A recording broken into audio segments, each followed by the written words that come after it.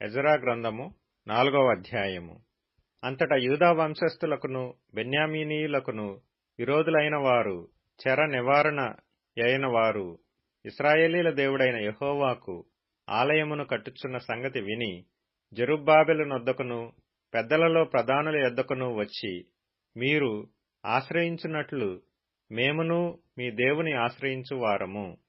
ఇచ్చటికి మమ్మను రప్పించిన అష్షూరు రాజైన ఏసర్హద్దోను యొక్క కాలము మొదలుకొని మేము యెహోవాకు బలులు అర్పించువారము. మేమును మీతో కలిసి కట్టెదమని చెప్పిరి. అందుకు జెరుబ్బాబెలును యేషూవయును ఇశ్రాయేలీయుల పెద్దలలో తక్కిన ప్రధానులను, మీరు మాతో కలిసి మా దేవునికి మందిరమును కట్టుటకు నిమిత్తము లేదు. మేమే కూడుకొని పారసీక దేశపు రాజైన కోరెషు మాకిచ్చిన ఆజ్ఞ ప్రకారము ఇశ్రాయేలీల దేవుడైన యెహోవాకు మందిరమును కట్టుదమని వారితో చెప్పిరి. దేశపు జనులు యూదా వంశస్థులకు ఇబ్బంది కలుగజేసి కట్టుచున్న వారిని బాధపరిచిరి. మరియు పారసీక దేశపు రాజైన కోరెషు యొక్క దినములన్నిటిలోనూ పారసీక దేశపు రాజైన దర్యావేషు యొక్క పరిపాలన కాలము వరకు వారి ఉద్దేశమును భంగపరచుటకై వారు మంత్రులకు లంచములిచ్చిరి.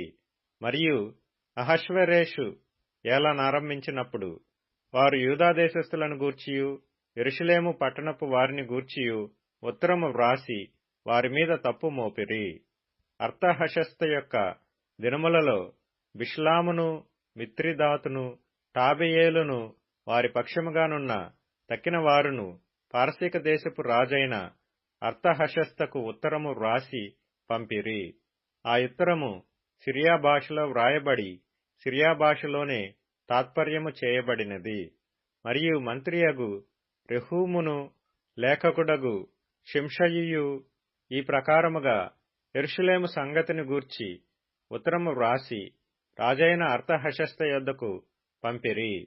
అంతట మంత్రియగు రెహూమును లేఖకుడగు షింషయియు వారి పక్షముగానున్న తక్కిన వారైన దీనాయూయులును అపర్సత్కాయులును తర్పెలాయేలును అపర్సాయులును అర్కెనాయులును బబులోను వారును షూషన్కాయులును దెహావేయులును ఏలమీయులును గనుడును శ్రేష్ఠుడునైన ఆస్నప్పరు నది యువతలకు రప్పించి షోమ్రోను పట్టణములందును నది అవతలనున్న ప్రదేశమందును ఉంచిన తక్కిన జనములను నది యువతలనున్న తక్కిన వారును ఉత్తరము ఒకటి వ్రాసిరి. వీరు రాజైన అర్తహషస్తకు వ్రాసి పంపించిన ఉత్తరము నకలు. నది యువతలనున్న తమ దాసులమైన మేము రాజైన తమకు తెలియజేయునదేమనగా, తమ సన్నిధి నుండి మా యొద్దకు వచ్చిన యూదులు యెరూషలేమునకు వచ్చి తిరుగుబాటు చేసిన ఆ చెడు పట్టణమును కట్టుచున్నారు. వారు దాని ప్రాకారములను నిలిపి దాని పునాదులను మరమ్మత్తు చేయుచున్నారు. కావున రాజవైన తమకు తెలియవలసినదేమనగా, ఈ పట్టణమును కట్టి దాని ప్రాకారములను నిలవబెట్టిన ఎడల వారు శిస్తుగాని సుంకముగాని పన్నుగాని ఈయకయుందురు. అప్పుడు రాజునకు రావలసిన పైకము నష్టమగును. మేము రాజు యొక్క ఉప్పు తిన్నవారము గనుక రాజునకు నష్టము రాకుండా మేము చూడవలెనని ఈ ఉత్తరమును పంపి రాజవైన తమకు ఈ సంగతి తెలియజేసితిమి.